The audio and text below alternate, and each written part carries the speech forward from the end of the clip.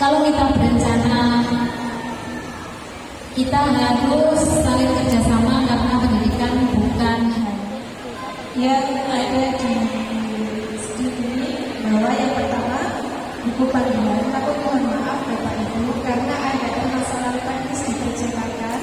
Insya Allah. Bismillahirrahmanirrahim.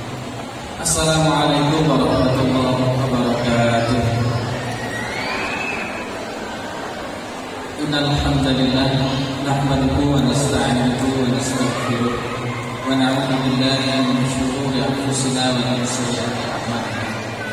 May yahdihillahu fala mudilla lahu wa may yudlil fala hadiya lahu. Asyhadu an la ilaha illallah wahdahu la syarika lahu wa asyhadu anna Muhammadan 'abduhu wa rasuluhu la nabiyya ba'dahu. Allahumma shalli wa sallim wa barik ala sayyidina Muhammadin wa ala alihi wa sahbihi ajma'in, amma ba'd. Mohon izin di depan Gusaleh nomor persetujuan Kauman Bojonegoro. Sampun pirsa kula derek wae. Nggih, mangke nek jenengan menuju ke arah SMP 1 dari Masjid Agung arah ke barat, nanti ada kuburan. Saya nggak di dalamnya ya. Saya ada di timurnya atau di baratnya. Kalau di timur rumah bapak saya, barat rumah saya. Seret Mbak, jauh. Riwayat akademik saya dulu sekolah di SDN Kauman 1, lalu kemudian di BPMP Asalam Surakarta. S1 saya ketemu di Al-Azhar University di Kairo di Mesir. S2 saya ketemu di Kairo University di Mesir. S3 saya di Wali Songo Semarang. Lanjut. Riwayat pekerjaan saya pernah menjadi guru SMP 1 Bojonegoro tahun 2007 sampai 2013. Tapi karena kesibukan yang tidak memungkinkan, akhirnya saya resign dari SMP 1. Pernah juga di SMP Plus Al-Fatimah 1 tahun. Jadi ketika jadi guru SMP 1 2007 itu sama. Tapi kemudian di SMP Plus 1 tahun saya resign.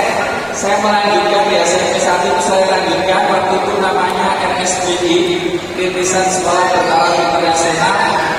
Sampai 2013 saya sebenarnya mau resign itu sudah hampir 1 tahun sebelumnya, tapi nggak boleh sama kepala sekolahnya. Sampai 2013 ada pengganti saya yang saya resign. Pernah menjadi dosen fikih 2006 sampai 2015. Kemudian berhenti dosen LB Psikis Rajik Besi, akhirnya dosen yang hanya ngajar ketika di awal semester sampai sekarang. Dosen tetap Kiai Sunandiri tahun 2006 sampai 2020 sebelum kemudian merger. Dosen tetap Sunandiri 2020 sampai sekarang. Pernah diamanai menjadi wakil rektor 3 Kiai Sunandiri 2014 sampai 2020. Lalu diamanai menjadi wakil rektor 2 2020 sampai 2024, dan sekarang saya diamanai menjadi PLT rektor 2024. PLT itu singkatan apa? Pelaksana lillahi ta'ala. Ya, karena saya tidak mencalonkan diri menjadi rektor, akhirnya saya ditunjuk menjadi PLT untuk masa transisi.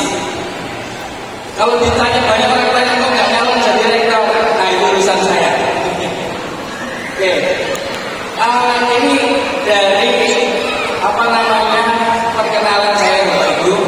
Jadi mulai dari 2006 saya pulang dari Mesir langsung ke Bojonegoro. Dua tempat yang menerima saya IAI Sunandiri dengan IKIP PGRI waktu itu, atau dulu namanya STI Sunandiri, kemudian IKIP PGRI. Sebenarnya saya 2006 pulang dari Mesir itu diminta pulang sama bapak saya, karena saya pengennya saya melanjutkan S3 di Mesir. Tapi kata bapak, kuliah dan rapi. Maka saya pulang dari Mesir itu cuma punya tujuan satu, tidak ada yang lain, 30 hari mencari cinta. Terbanglah saya dari Mesir ke Bojonegoro, diperkenalkan dengan adik saya. Jadi saya nggak kenal istri saya ini karena jaraknya 8 tahun. Saya nggak kenal sama sekali. Ketemunya di Solo, dipertemukan sama adik saya. Ketika bertemu, kalau mungkin kayak drama itu ada bunyi deg-deg gitu.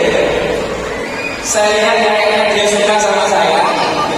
Saya pede aja, kalau dia nggak suka cari yang lain aja. Jadilah kemudian istri saya ajak ke Bojonegoro, tinggal di Pondok Indah Pertua. Alhamdulillah saya dikaruniai 2 orang putri semuanya. 2 orang putri yang semuanya sekarang sudah berada di pondok pesantren. Bapak Ibu, bicara tentang parenting ini, saya tidak ingin muluk-muluk. Kita sharing saja. Panjenengan pernah dengar kasus kemarin yang membuat apa ya? Orang sampai mikir kok iso ya? Ada 2 ibu sama bapak yang meninggal 3 hari tidak tahu anak-anaknya. Lun sewu, kondisinya sudah membusuk. Dari mana ketahuannya? Ketahuannya itu ketika orang-orang lewat itu baunya luar biasa. Selama ini rupa-rupanya yang ngasih makan kadang-kadang memang itu tangganya. Apakah orang tua anak-anaknya ini tidak mampu? Dan menarik itu ketika posisi meninggal ini dihubungi anak-anaknya itu tidak begitu respon. Terakhir ketika pemakaman baru datang anak yang terakhir. Dan saya kalau panjenengan Bapak Ibu pengen gak besok posisi ketika meninggal dunia itu anak-anak panjenengan ada yang sambut. Itu cita-cita semua orang. Tapi ada teknologi yang seperti kemarin saya baca tulisannya Mas Adian Husaini, Dr. Adian Husaini, saya jumpa. Beliau menceritakan seorang dokter yang menyesal membuat panduan sekolah luar negeri. Kok bisa nyesal? Menyesal anak-anaknya yang ketika sekolah di luar negeri berkarir luar biasa, tapi kemudian mereka selalu sibuk ketika orang tuanya merindukan dan ingin bersama, tidak bisa pulang. Belum lama ada seorang teman cerita, beliau sama-sama jamaah di Masjid Agung Darussalam. Sampai suatu ketika bilang ini, baru tahu bulan rumahku suwi. Bulan rumahku bilang gini, ya aku janji nak bulan minum ya ya. Selesai. Tapi kok awakku turun kandani aku ya. Tolong kasih tahu saya, aku kelaninan. Janjiku hari Selasa. Bapak Ibu, hari Selasa lewat, teman saya ini lupa kalau kebetulan dia punya janji hari Selasa.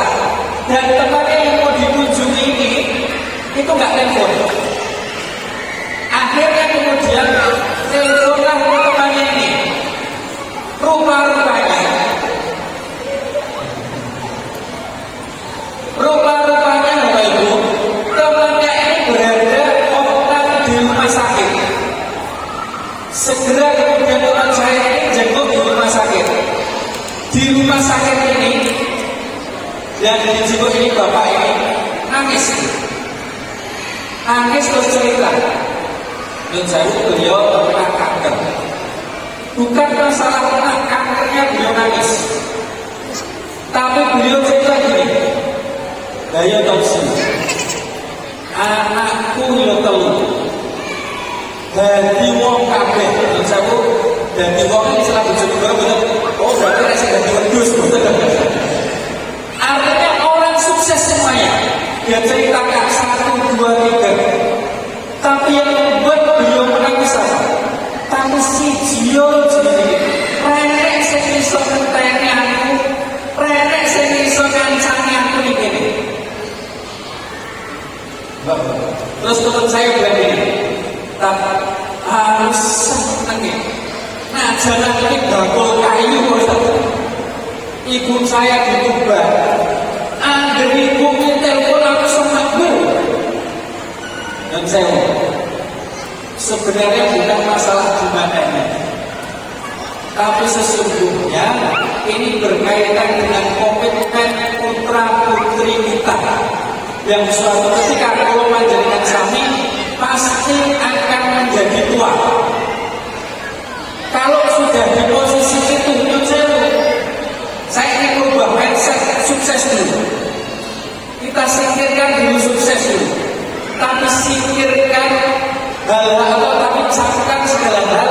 Dan ketika kita nanti sudah sepuh atau meninggal dunia, harapan kita cuma satu, ada anak yang sholatnya itu menengadahkan ke atas, lalu kemudian atau dalam sujudnya kemudian berdoa sederhana, Rabbi firli wal walidayya warhamhuma kama rabbayani shaghira.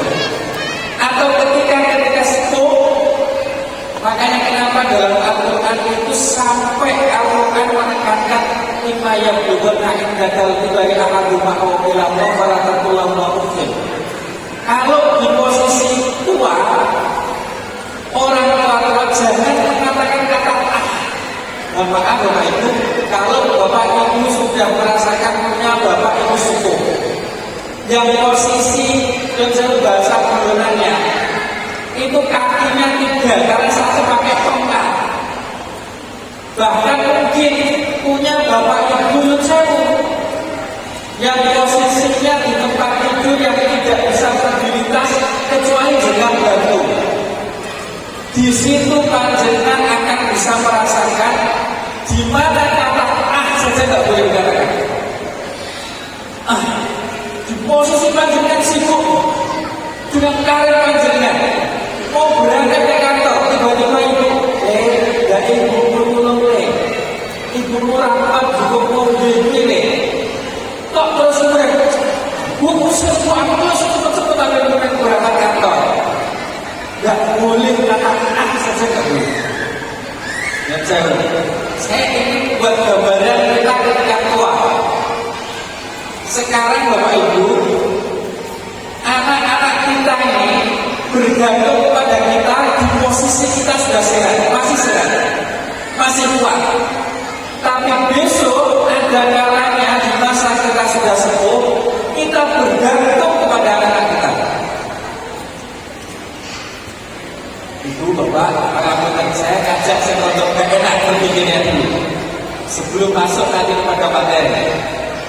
Dan ada yang diinginkan orang tua kecuali anak-anaknya itu menjadi anak-anak yang soleh, yang di masa-masa sepuhnya beliau itu masih melihat, masih bisa berkomunikasi dengan anak-anaknya. Bapak Ibu, inilah pentingnya kemudian mendidik putra putri kita dengan dasar agama.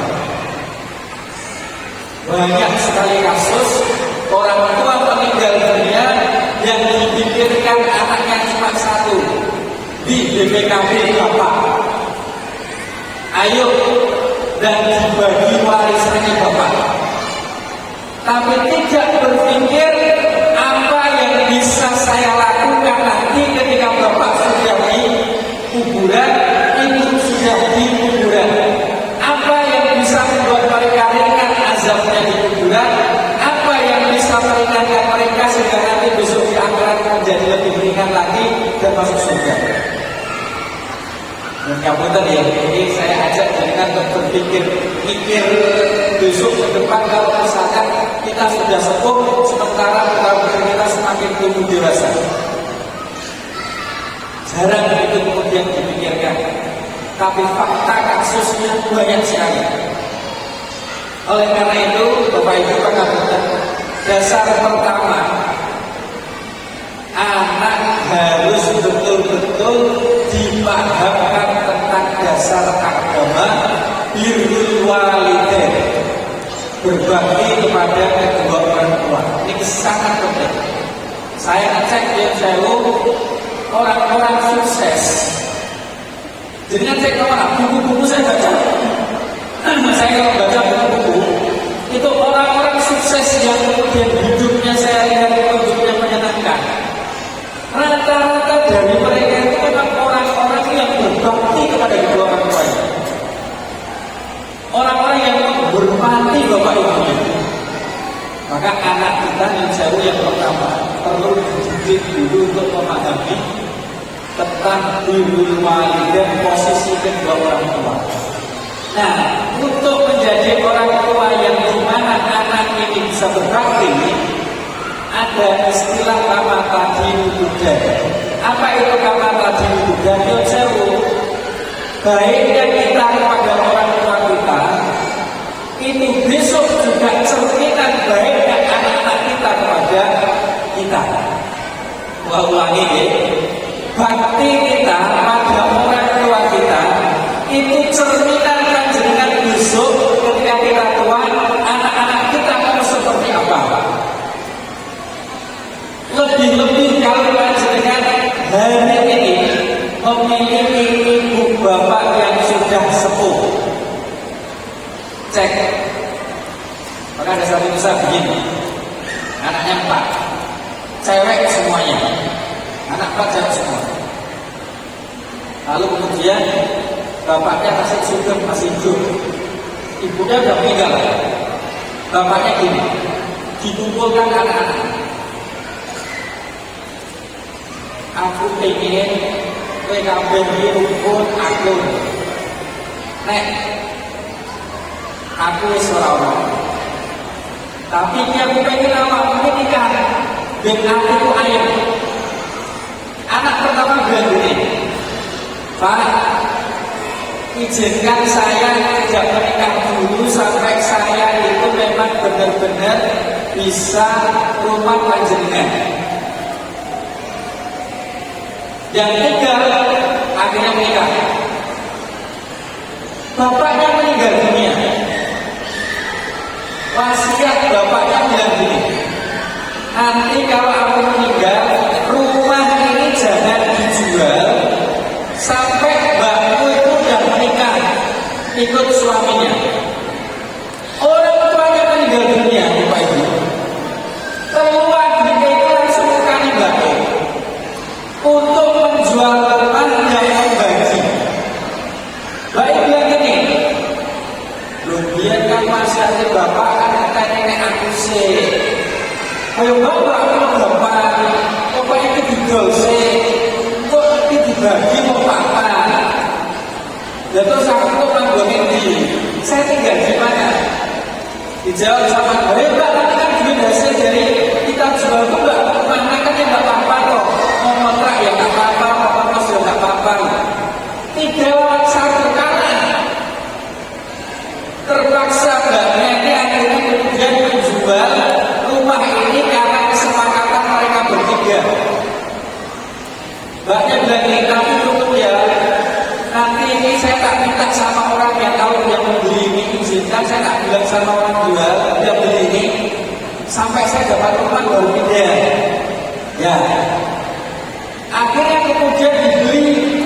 Ketika dibeli oleh seseorang ini, si mbaknya ini bilang sama yang beli, Mas, saya minta tolong ya, izinkan saya 1 minggu aja kasih waktu supaya saya cari tempat untuk kemudian saya bisa pindah. Oke. 1 minggu berlalu belum dapat tempat yang cocok. Bilang lagi kepada yang punya, tolong saya dikasih waktu 1 bulan supaya saya bisa cari tempat yang cocok untuk saya. Dikasih 1 bulan. Sudah hampir 1 bulan beliau nyari tidak dapat. Datanglah kemudian utusan dari mas itu. Mbaknya ini udah gini. Aduh, ini di bawah mentua kalau kita orang. Jadi kan besok adik-adiknya itu sama sekali nggak respon, nggak gubris.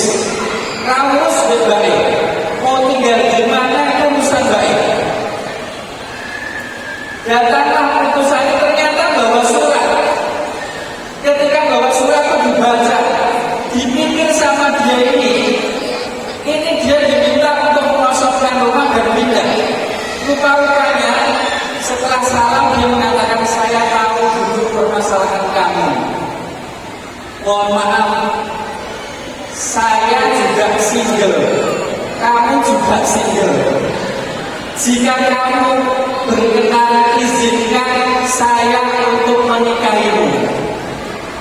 Kalau kamu tidak berkenan, tidak apa-apa. Silahkan tempati sampai kamu mendapatkan rumah. Jawabannya berikut. Lu gelap loh. Akhirnya menikah ini dan rumahnya nggak jadi kemana-mana. Kalau itu pelajaran pentingnya apa? Mbaknya ini rumah bapak ini tidak berpikir nanti dapat warisan atau apapun, tapi dia berbakti kepada kedua orang tuanya. Allah yang mengatur rezekinya. Insyaallah. Kama tadi juga jenengan bisa lihat besok panjenengan ketika sembuh itu akan terlihat bagaimana kita memperlakukan kedua orang tua. Yang pertama, maka Bapak Ibu sekarang tinggal kemudian anak-anak kita. Bagaimana supaya kemudian anak-anak kita ini juga mau mengikuti kita. Maka yang pertama yang harus dilakukan tidak ada yang lain kecuali disebut dengan tulodo. Tulodo itu memberikan contoh. Contoh yang jelas itu contoh hidup. Saya masih ingat betul zaman saya TK Bapak Ibu, itu guru TK saya itu kan biasanya kalau guru TK saya tuh salut deh kalau sama guru TK guru PAUD itu jauh. Guru TK guru PAUD luar biasa. Makanya pencetak generasi emas. Kalau di Amerika, di negara-negara barat, itu gajinya bisa sampai 30 juta. Jadi kan kita juga gajinya yang jauh. Itu karena pencetak besok mau seperti apa 20 tahun ke depannya susah begini. Yang jauh. Terus gitu. Karena ini ibaratnya seperti kaset kosong. Itu mau diisi seperti apa? Ya tergantung isinya. Atau seperti kertas kosong. Tinggal tulis mau dicetak kayak apa. Tergantung siapa yang tulisnya. Guru-guru TK itu saya Masya Allah. Gak ada guru paling pede, percaya diri, kecuali guru TK. Terus gitu. Nek pulang nyanyi, Masya Allah. Buat apa pulang di TK? Orang peduli pokoknya suara fals, pokoknya nyanyi. Itu luar biasa. Jarang-jarang loh saking pede ini loh saya pernah ketemu di stasiun. Di stasiun ini itu di belakangnya itu anak-anak dijejerkan itu nyanyi itu loh, naik kereta api tuh. Itu dilihat orang sekian banyaknya. Gak ada orang pede kecuali guru TK. Masya Allah. Nomor berikutnya, guru TK itu guru yang paling sabar. Bukan anak seperti apapun, gak marah dia. Oponnya kok nyetok, gak mungkin. Lah kok iso? Kalau di kedua ibu bapaknya kok bisa. Di CCTV-nya bapakku, gak usah CCTV langsung bapak ibu.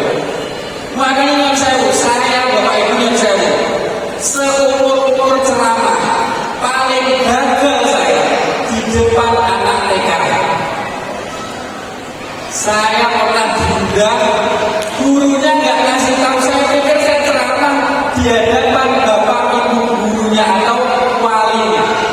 Dan ternyata yang saya ceramai anak-anak TK di bawah. Aduh, saya pegang sampai lagi. Masya Allah, saya setuju. Kegagalan yang tidak pernah saya lupakan ini. Saya ini penceramahnya mau habis saja. Terus ini.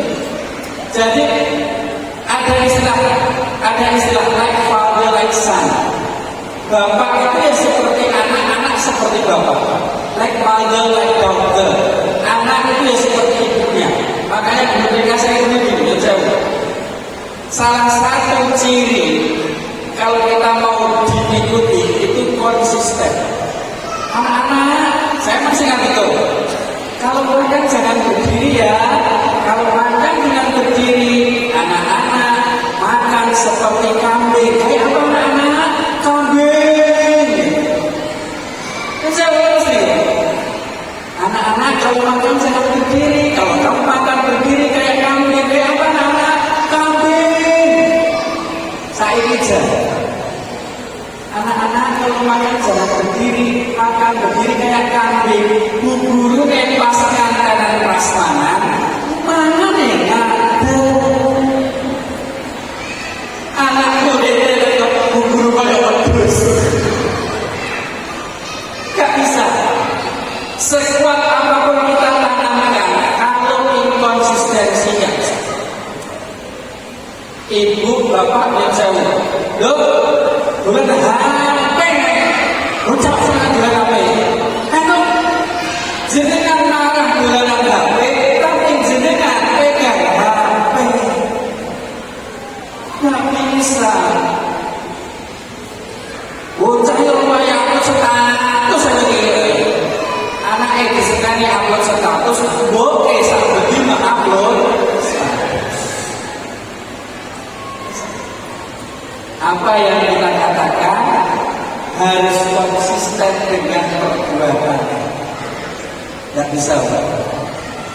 Anak saya itu sampai sekarang SMA, IG-nya nyantol di HP-nya ibu. Kok bisa? Harus bisa. Sejak awal kita tanamkan, kamu belum waktunya untuk kemudian bebas punya IG sendiri, kamu kelola sendiri. Jadi yang DM cahanan-cahanan, DM ya ngerti, sing gombal-gombal ini dia ngerti apa. Sing yo sayang-sayang makin kenal seminggu terus sayang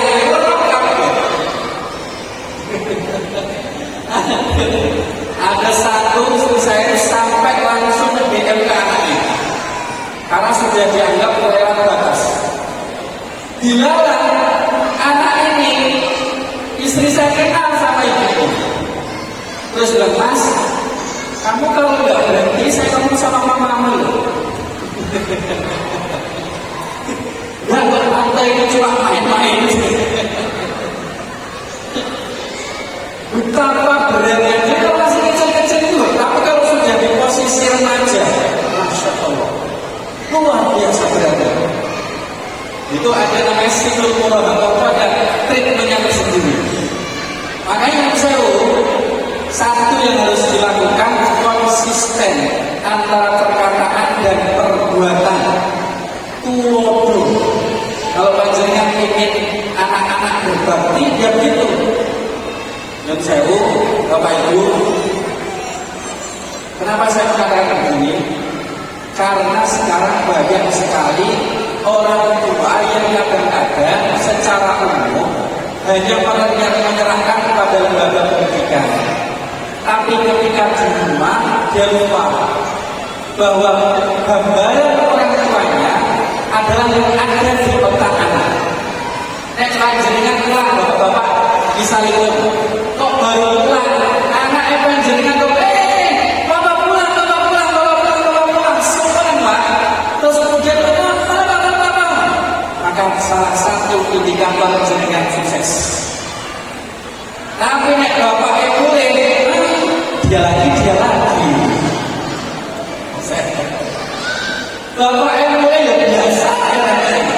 Nun sewu. Berarti ada konektivitas hubungan anak dengan bapak yang perlu diperbaiki. Lu kok bisa gitu saja? Karena kalau pelajaran lihat dalam Al-Quran, kisahnya Nabi Ibrahim dengan Nabi Ismail, itu mereka selalu sama-sama berdua. Take and give-nya, cara berbicaranya, model ikatan emosionalnya, itu selalu kemudian tiktok. Bisa contoh, wa ikhtiar Frau Ibrahim dan al-Qaid Ismail. Ibrahim ketika membangun fondasi Ka'bah itu bareng sinten kalih putranya namanya Ismail. Maka betapa pentingnya yang saya bapak-bapak ini bapak-bapak ini bapak dekat kepada anak. Dulu yang saya ini kita nggak usah bicara orang tua kita. Memang zaman dulu rata-rata yang namanya bapak itu kayak menara gading. Bapak itu sulit komunikasi dengan anak. Sekarang bukan zamannya lagi. Bapak merasa lebih tinggi terus betul. Posisi ketika anak duduk panjenengan juga duduk begini Pak. Ketika ngomong tidak lagi anak yang kecil begini, panjenengan lebih begini. Tapi panjenengan juga duduk begini. Supaya apa? Dirasakan posisinya sama. Nun sewu. Komunikasi menjadi sangat penting. Hasil sebuah penelitian mengatakan, ketika anak dekat dengan bapak, maka yang didapatkan manfaatnya satu, kemampuan kognitif. Apa itu kemampuan kognitif? Pengetahuan. Pengetahuan anak lebih baik ketika dekat dengan bapak. Kok bisa? Ya, rata-rata makmur ibu, saya tidak mengecilkan peran ibu. Rata-rata bapak yang suka mengetahui hal-hal baru yang sifatnya sebuah pengetahuan. Kalau ibu rata-rata senang hiburan. Coba jangan lihat TV. Rata-rata yang dilihat ibu entertainment. Yang dilihat bapak berita. Terus betul. Oke. Polanya tidak mau pakai kaca, sih belum gosip. Saya belum cek temperature kan itu.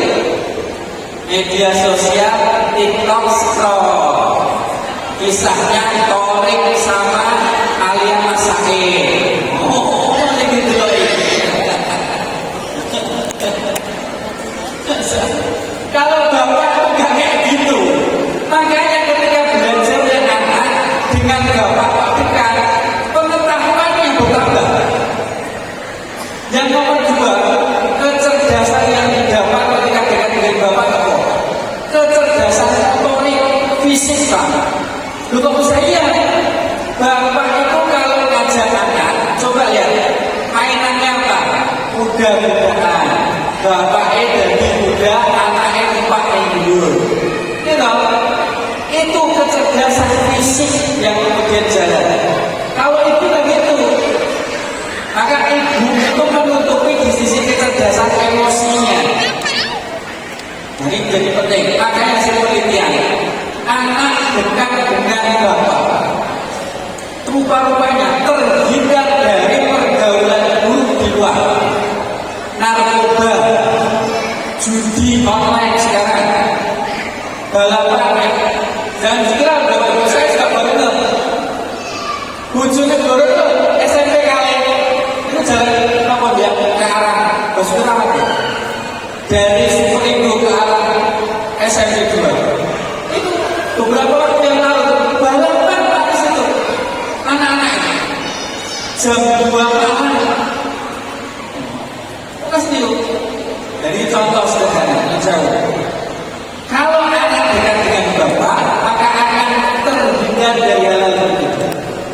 Tapi kalau anak dekat dengan ibu Pak, itu sisi emosionalnya. Misalnya anak saya biasanya kalau cewek kan dekat sama bapak, tapi dia dekat sama ibu. Cerita masalah remajanya sama ibunya. nggak mau cerita sama bapaknya. Tapi kalau tanya masalah, buat makalah, tanya kemudian tentang les, tanya tentang hal-hal yang berkaitan dengan pelajaran, besok dia mau melanjutkan kemana? Tanya sama siapa?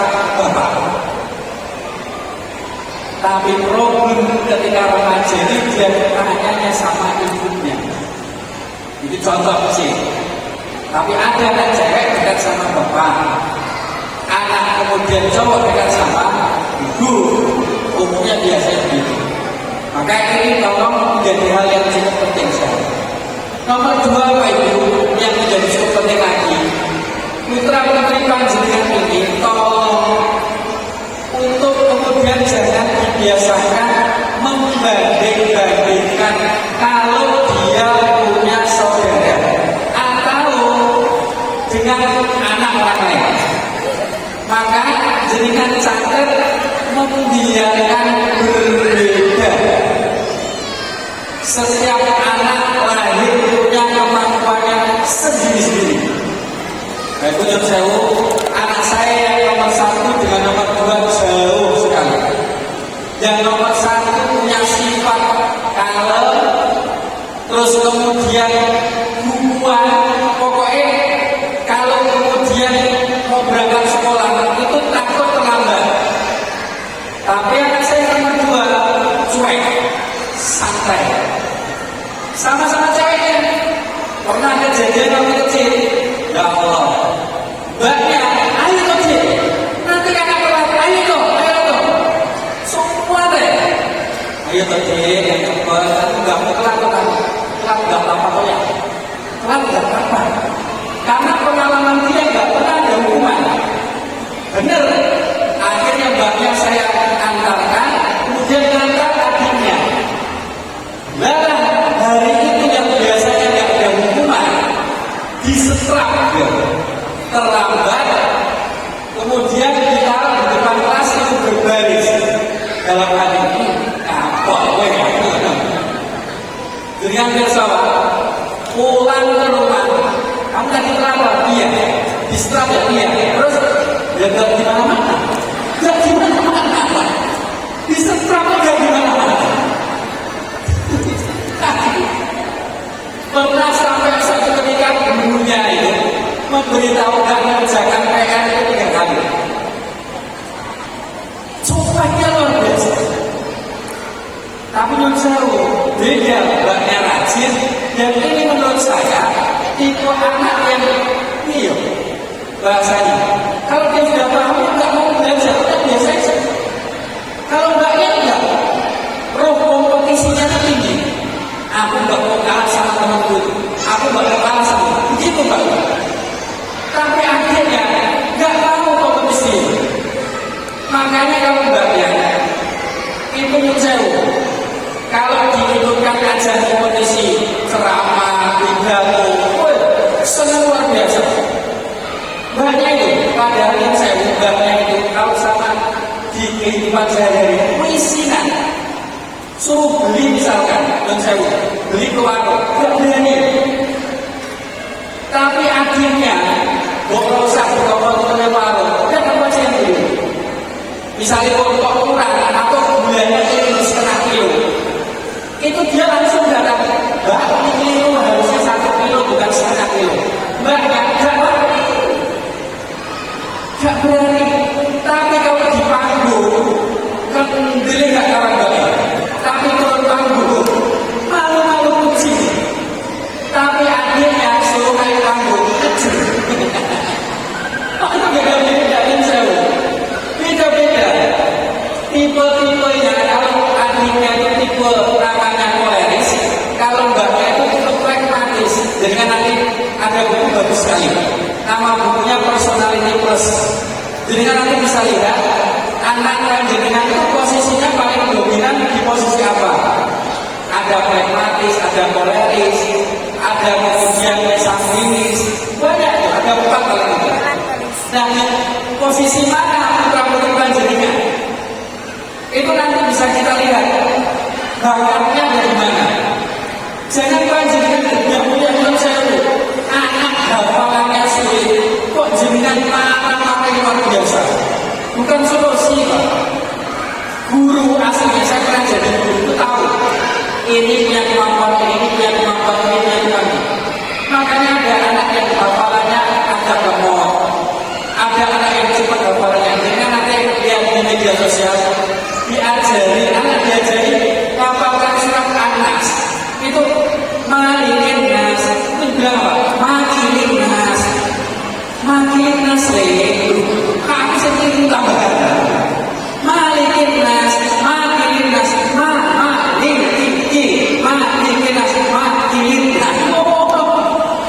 mau bilang malikin nas makilin nas sampai gurunya keliru juga makilin nas. Orang itu beda-bedanya saya kesel seumur-umur. Anak saya di pondok pelajarannya banyak, apalagi SMA, IPA dituntut dengan hal yang berat. Nah, yang saya punya kelenderan apa? Yang gak memungkinkan untuk dikejar itu apalah. Sampai suatu ketika ada libur Jumat yang itu, saya hanya tanya, apalah ini piye itu?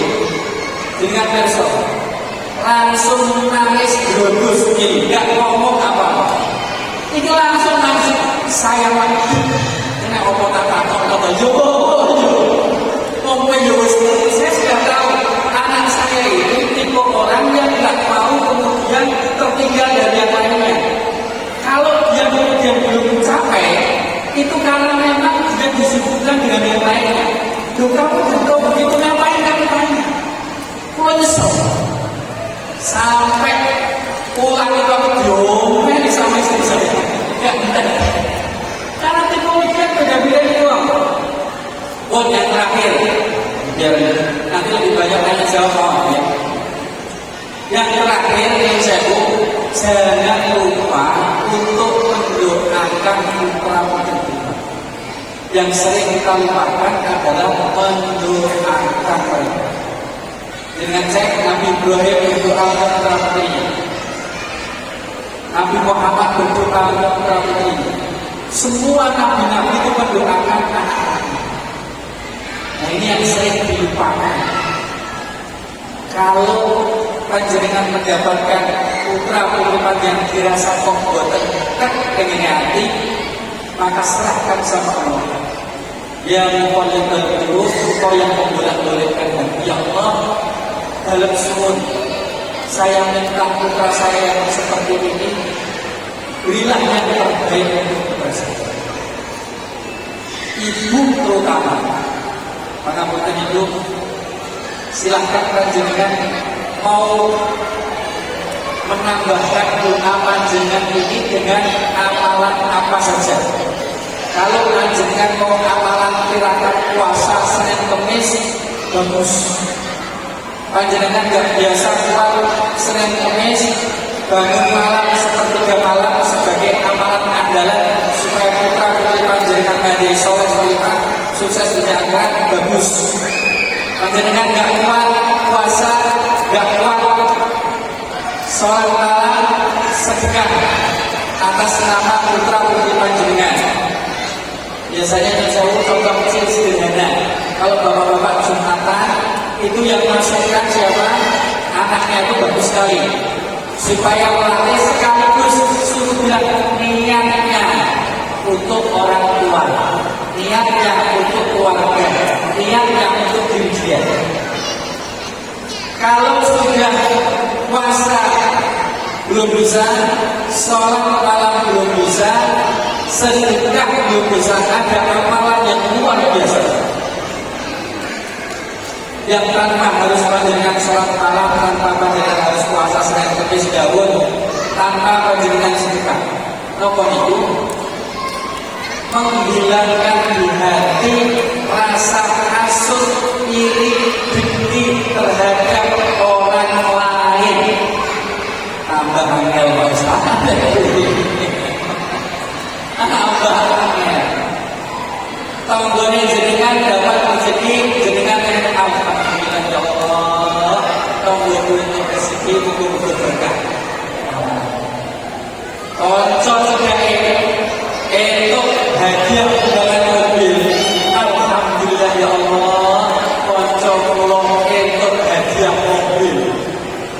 Ibaratnya aneh aja.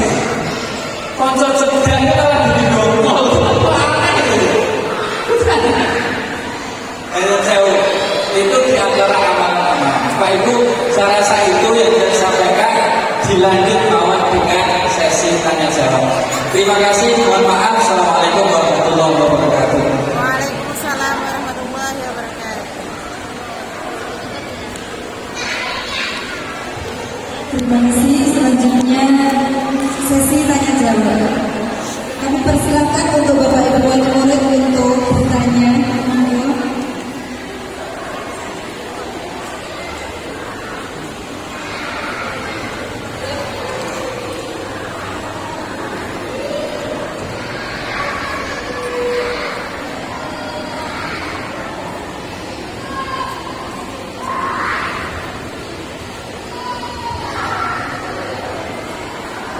Assalamualaikum warahmatullahi wabarakatuh. Waalaikumsalam. Bapak, saya sebagai mahasiswa dari orang tua RA Salam atas nama Kansa, saya mau menanyakan bagaimana pola asuh kita sebagai orang tua terhadap anak yang memiliki karakter introvert. Tutup. Karakter Introvert. Terima kasih.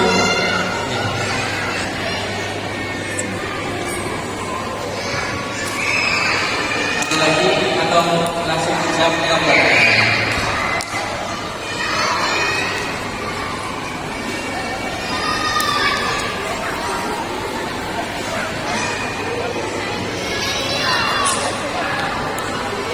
Assalamualaikum warahmatullahi wabarakatuh.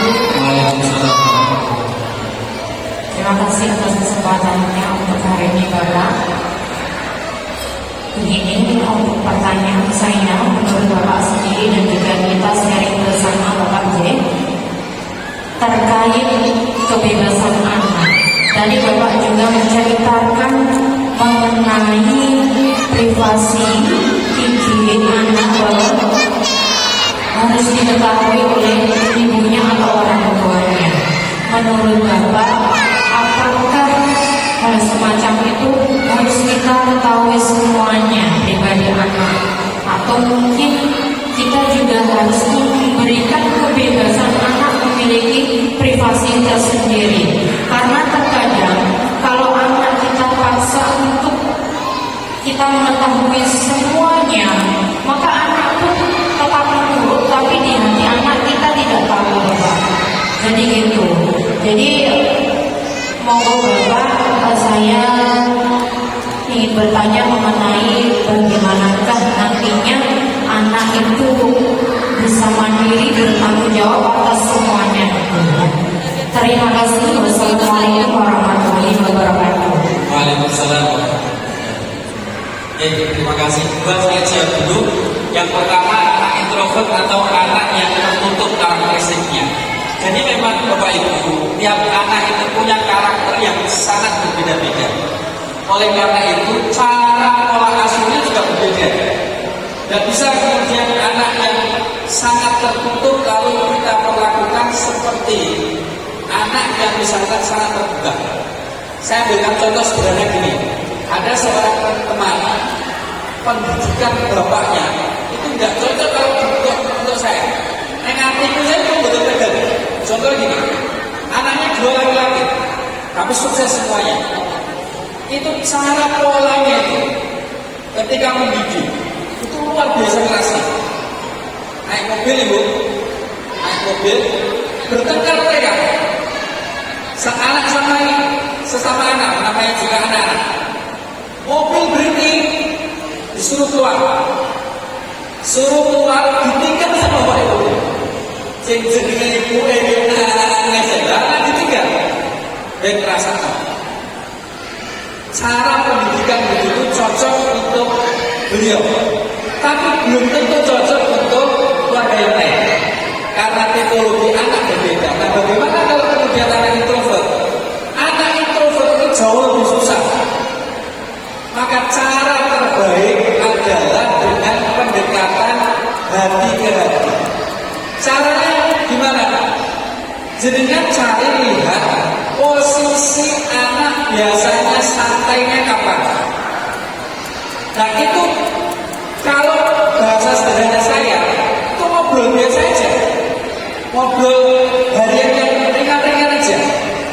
Nanti kalau sudah mulai terbiasa ngobrol sesuatu hal yang sifatnya biasa aja tanpa harus kita paksa, itu nanti akan muncul sendiri obrolan-obrolan yang dirasa itu sebagai sesuatu yang dia rasakan perlu dikonsultasikan.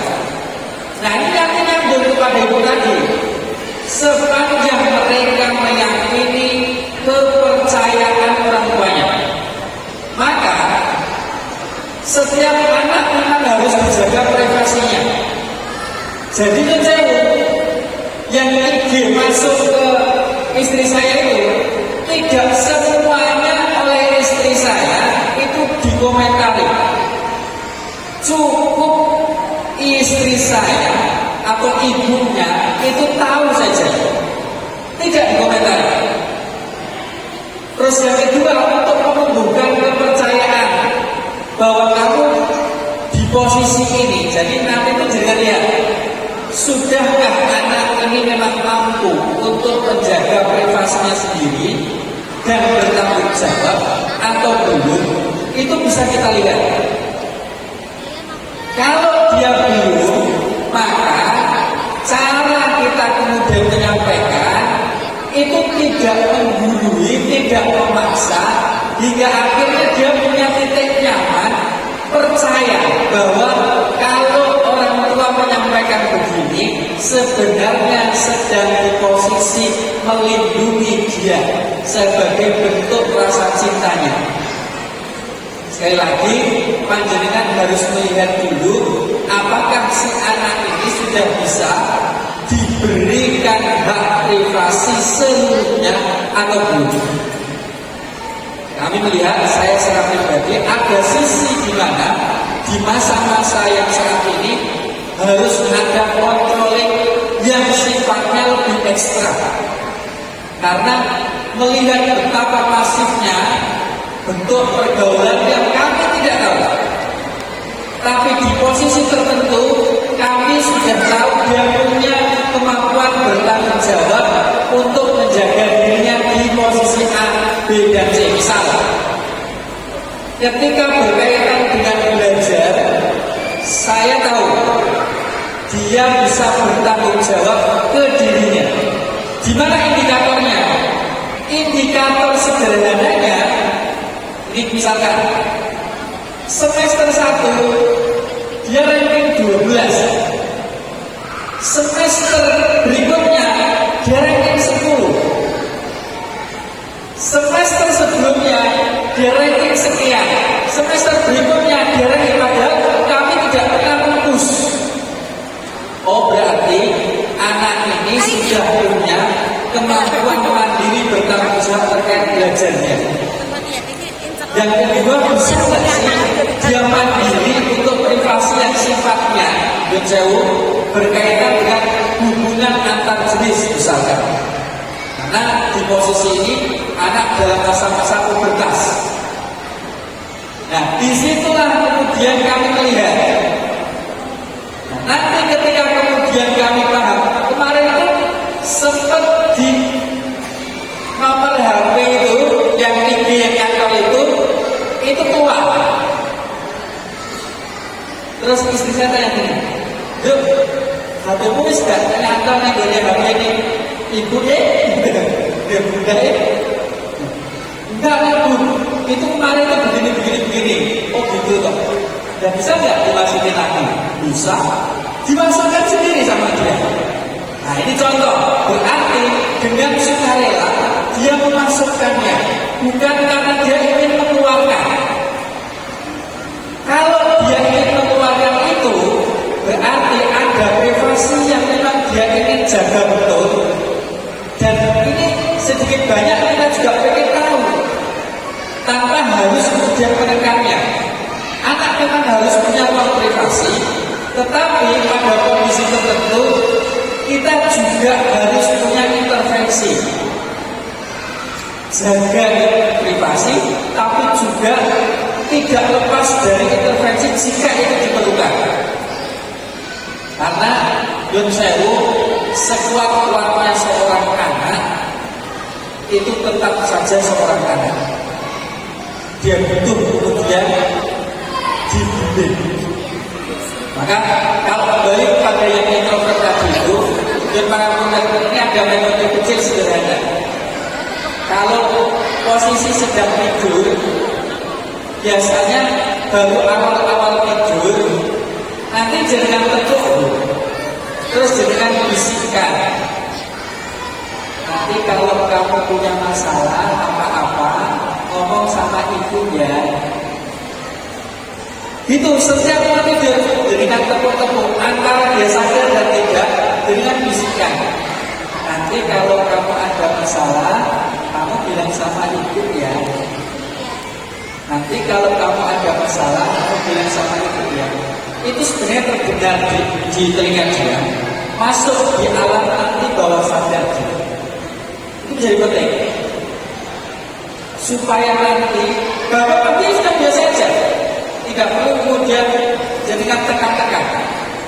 Nanti di posisi santai, dia di posisi menjauh, lagi sangat happy sekali dengan ikut happy-nya dia. Kalau jenengan kelihatan dia murung, jenengan cukup ada merangkulnya saja, tanpa harus mengatakan apa. Biarkan dia nanti yang berbicara sendiri. Nah, itu nanti akan kemudian terbiasa dia bicara. Yang berikutnya, untuk pola asuh anak yang introvert yang tertutup ini, biasakan untuk kemudian panjenengan memperkenalkan dengan teman-temannya. Jadi semakin banyak teman, semakin dia akan banyak belajar. Karena kadang-kadang boleh jadi dia introvert terhadap keluarganya, tapi dia tidak dengan temannya. Dan kasus itu banyak. Kenapa begitu? Menurut saya, kadang anak tidak bisa disalahkan. Karena dia tidak bisa mendapatkan sesuai yang dia inginkan di dalam rumah, maka dia carinya di luar rumah. Sehingga pola asuhnya sederhana. Jangan memaksa, cukup dengan fisik yang menunjukkan kita empati dengan dia. Kalau dia bahagia, bahagia. Kalau kemudian sedih, dia sedih. Nanti biarkan dia kemudian berproses untuk bicara. Kalau pas lagi ngobrol, ajak bicara. Lagi santai, ajak ngobrol. Lalu kemudian ketika dia posisi tidur, dengan sampaikan baru awal-awal tidur pakai polis, dan itu dengan tepuk-tepuk lalu bersihkan di telinganya. Nah, itu diantara kalau menghadapi anak yang punya sifat karakter introvert. Kalau yang tadi itu setiap anak juga butuh privasi, tapi kemudian orang tua juga punya hak untuk mengintervensi sepanjang itu untuk kebaikan dia, tanpa harus kemudian mencederai sisi yang ada dalam lubuk hatinya itu, sampai kemudian dia traumatis terhadap orang tuanya, nggak mau. Nah, itu yang bahaya. Nah, itu butuh memang proses yang tidak sederhana. Makanya yang saya privasi anak itu bisa kita lihat kapan dia bisa bertanggung jawab itu dengan kedekatan kita. Kalau kita punya waktu yang jauh dengan anak kita melihat tumbuh kembangnya, insya Allah kita tahu, oh anak ini sudah punya tanggung jawab di sini. Oh anak ini belum bisa bertanggung jawab untuk urusan ini. Oh anak ini sudah bisa memegang privasinya. Oh anak ini belum bisa memegang privasinya, sehingga saya mengintervensi. Makanya yang jauh, kualitas waktu menjadi penting. Tidak banyaknya waktu, tapi kualitas waktu. Ada bapak yang sibuk, tapi punya kualitas waktu dengan anak. Itu yang membuat mereka menjadi nyaman. Bukan waktu yang selalu banyak, tapi tidak berkualitas. Jauh ini. Lihatkan kepada anak betapa kemudian Kita ini memang meluangkan waktu memang khusus untuk mereka. Saya contoh kecil, anak saya pernah kecewa. Mau mondok bu, mau mondok. Selama ini saya sibuk. Ya kayak gini, tadi dari rumah ngaji, rutinan, terus datang ke sini. Nanti ke kampus jam 1 sudah ada rapat organisasi lain. Begitu. Nah, suatu ketika anak saya ini mau mondok, itu bilangnya begini sama ibunya. Malam anakku pengen kita semua ini makan malam di luar, tapi masing-masing nggak boleh pegang HP dengan tersebut. Maka masuklah telepon karena waktu itu koordinasi saya ke Malaysia dan Thailand. Saya pegang HP itu sambil saya masukkan di sini pakai headset di posisi makan dengan besok. Habis itu dia bilang sama ibunya, ayah udah dibilang diberi kesempatan dong sama anaknya gak pegang HP, kok tadi itu lo masih pegang HP. Kecewa. Anak tidak bisa mengeluarkan kecewa. Istri saya langsung jadi pemadam kebakaran. Langsung disampaikan, nah, tadi bapak itu begini.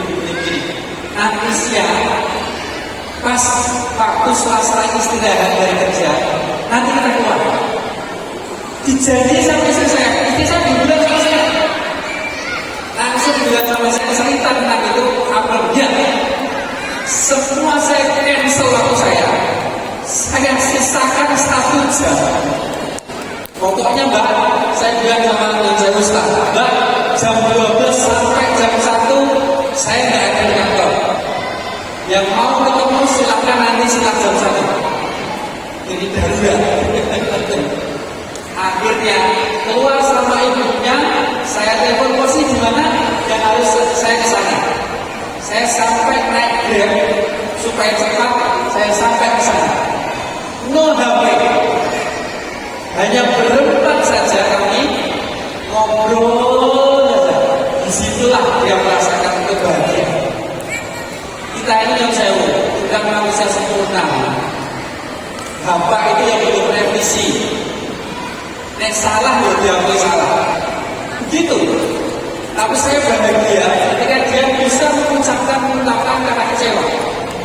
Andai kan dia tidak keluar karena kecewa dipendam, itu justru membahagiakan bagi saya.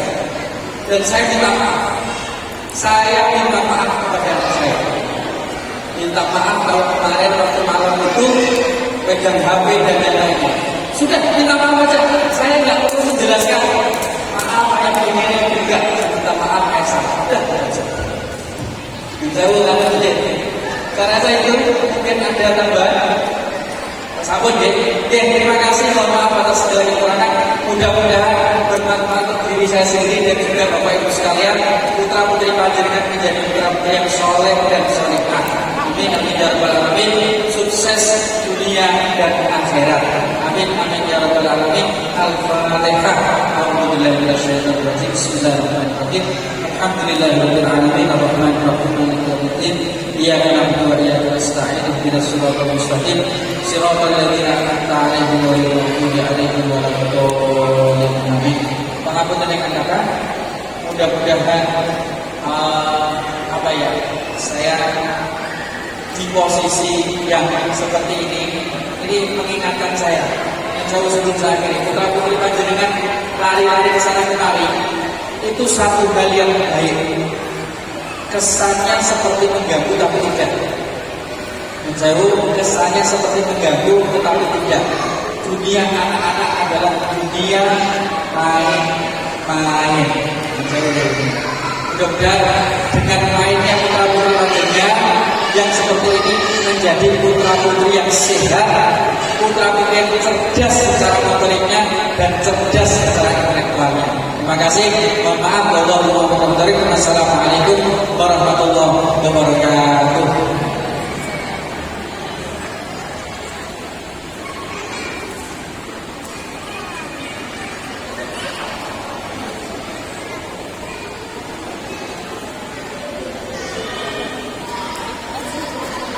kasih.